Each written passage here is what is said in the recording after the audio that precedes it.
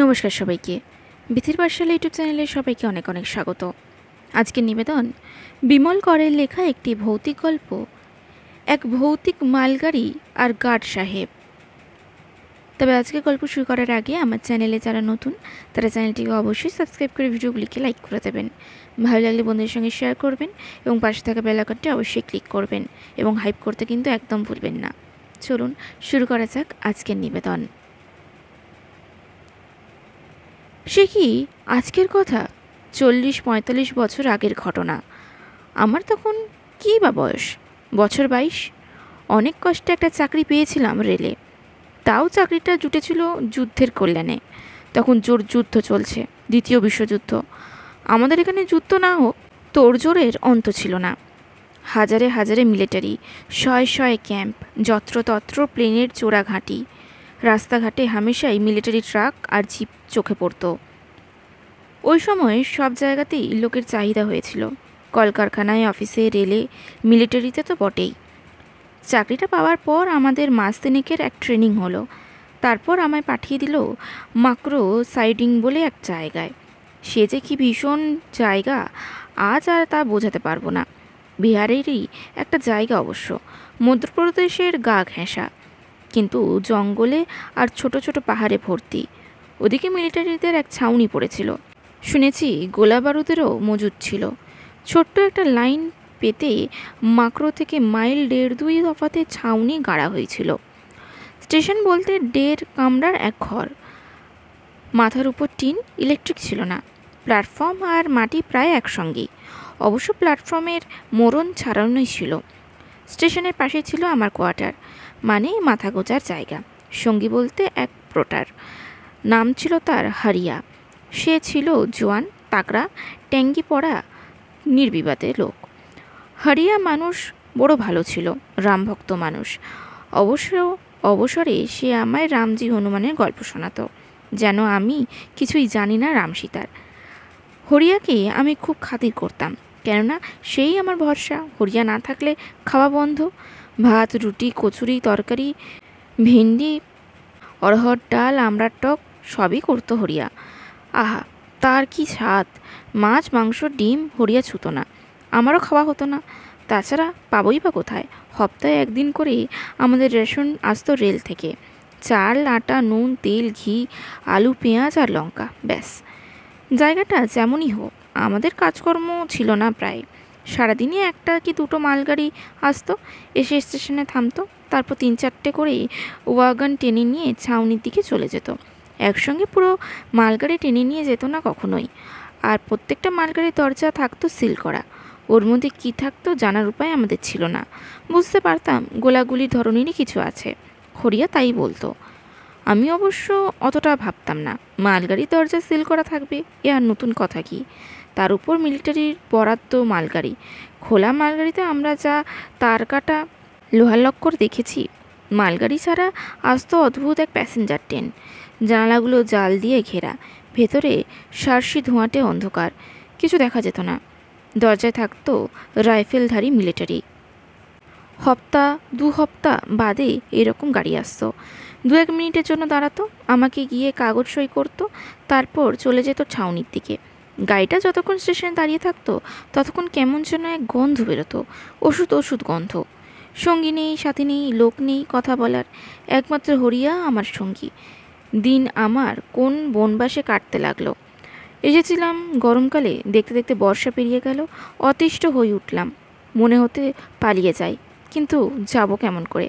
চাকরি পাবার লোভে বড্ড বন্ড সই করেও ফেলেছি। না করলে হয়তো চলতো, কিন্তু সাহস হয়নি। আমার সবচেয়ে খারাপ লাগতো মালগাড়ির গার্ড সাহেবগুলোকে। ওরা কেউ মিলিটারি নয়, কিন্তু স্টেশনে গাড়ি দাঁড় করিয়ে রেখে 2-4 ঘন্টার সময় যা কাটাতো, কেউ এসে গল্পগুজব পর্যন্ত করতো না। ওরা কোনো লেট বুলেট বুঝতো না, কাজের কথা ছাড়া কোনো কথাই বলতো না।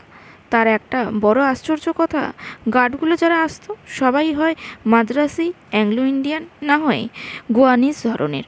একজন গার্ড শুধু আমায় বলেছিল চুপি চুপি, কখনো কোনো কথা জানতে চেয়েও না। আমরা মিলিটারি রেল সার্ভিসের লোক, তোমাদের রেলের নয়। আমরা তোমাদের উপরওয়ালার হুকুমে কাজ করি, আর কোনো কথা জিজ্ঞাসা করো না, কাউকে কিছু বলবো না। সেদিন থেকে আমি খুব সাবধান হয়ে গিয়েছিলাম। সব জিনিসের একটা মাত্রা আছে। এই জঙ্গলে এইভাবে একা পড়ে থাকতে থাকতে 6 মাসের মধ্যেই আমি যেন কেমন হয়ে গেলাম। পাগল পাগল লাগতো নিজেকে। হরিয়াকে বলতাম, চল পালিয়ে যাই। হরিয়া বলতো, আরে বাপ রে বাপ। বলতো, এমন কাজ করলে হয় ফাটকে ভয় দেবে, না হয় ফাঁসিতে লটকে দেবে। এমন কাজ করো না বাবু। ভয় আমার প্রাণেও ছিল। পালাবো বললেই তো পালানো যায় না। সময় কাটানোর জন্য আমি প্রথমে অনেক বলে কই 2 প্যাকেট তাস আনাই। রেলের চাল ডালের সঙ্গে তাস পাঠিয়ে দেয় এক বন্ধু। পেশেন্স খেলাও শুরু করি। তাসগুলো ময়লা ধরে গেল। তারপর শুরু করলাম রেলের কাগজে পদ্য লেখা। এগুলোতে পারতাম না। পদ্য লেখা বড় মেহনতের কাম। শেষে পেন্সিল আর কাগজে নিয়ে ছবি আঁকতে বসলাম। স্কুলে আমি ছেলেবেলায় ড্রয়িং ক্লাসে কেটেছিলাম অনেক। ড্রয়িং স্যার আমাকে আঁকা দেখে বেজায় খুশি হয়ে বলেছিলেন, বাহ, বেশ লাউ এঁকেছিস তো। এক কাজ কর, এবার লাউ আঁকতে চেষ্টা কর, কেটলি হয়ে যাবে। তুই সবসময় উল্টোই নিবি। তোকে বলল বেড়ালেকে আঁকতেই তুই বাঁক আঁকা শুরু করলি, দেখবি বেড়াল হয়ে গেছে। লজ্জায় আমি মরে গেছিলাম সেদিন। তারপর আর ড্রয়িং করে হাত উঠত না। বন্ধুদের দিয়ে আঁকিয়ে নিতাম। এতকাল পরে আবার ছবি আঁকতে বসে দেখলুম ভূত প্রেত দানব দৈত্য হতে এসে যায়, গাছপালা মানুষ আর আসে না। ছবি আঁকার চেষ্টাও ছেড়ে দিলুম। তবে হিজিবিজি ছাড়তে পারলাম না। কাগজ পেন্সিল হাতে থাকলেই কিংভূত কিমাকার আঁকা বেরিয়ে আসতো। এইভাবে শরৎকাল চলে এলো না বলে বলা উচিত নয়, শরৎকালের মাঝামাঝিও হয়ে গেল। অবশ্য ধানের ক্ষেত, পুকুর, শিউলি গাছ নেই যে চট করে শরৎকালটা চোখে পড়বে। ধানের ক্ষেতে মাথা দুলিয়ে দুলিয়ে কেউ ডাকার নেই। পুকুর নেই যে শাপলা শালুক পুকুরে ভরে উঠবে। আর একটা শিউলি গাছও নেই যে গন্ধে গন্ধে ফুলের গন্ধে মন আনচান করবে। ওসব না থাকলেও আকাশ আর মেঘ আর রোদ বলে দিত শরৎ এসেছে। একটা জায়গায় কিছু কাশফুলও ফুটেছিল। এই সময় একদিন এক ঘটনা ঘটল। তখন সন্ধে রাত কি সবে রাত শুরু হয়েছে। ইঞ্জিনের হুইসেল শুনতে পেলাম। রাত্রের দিকে আমাদের ফ্ল্যাগন স্টেশনে ট্রেন আসতো না, বারণ ছিল। একদিন শুধু এসেছিল। কোয়ার্টারে বসে ইঞ্জিনের হুইসেল শুনে আমি হরিয়াকে বললাম, তুই কচুর দম বানা, আমি দেখে আসছি। বলে একটা জামা গায়ে চাপিয়ে বেরিয়ে পড়লাম। কোয়ার্টার থেকে স্টেশন 25-30 পা। বাইরে বেরিয়ে যেন চমক লাগলো। মনে হলো যেন সকাল হয়ে গেছে। এমন ফর্সা।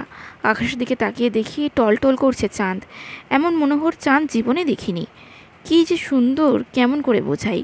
মনে হচ্ছে রূপোর মস্ত এক ঘোড়া মুখ থেকে কলকল করে চাঁদের আলো গড়িয়ে পড়ছে নিচে। জ্যোৎস্নায় আকাশ বাতাস মাটি সবই যেন মাখামাখি হয়ে গেছে। এ আলোর শেষও নেই, অস্তও নেই রূপের। আকাশের 2-1 টুকরো মেঘও সরে আছে একপাশে। চাঁদের কাছাকাছি কিচ্ছু নেই, শুধু জ্যোৎস্না ছড়িয়ে পড়েছে। স্টেশনে এসে দরজা খুললাম। তার আগে চোখ পড়েছে অনেকটা দূরে এক মালগাড়ি দাঁড়িয়ে।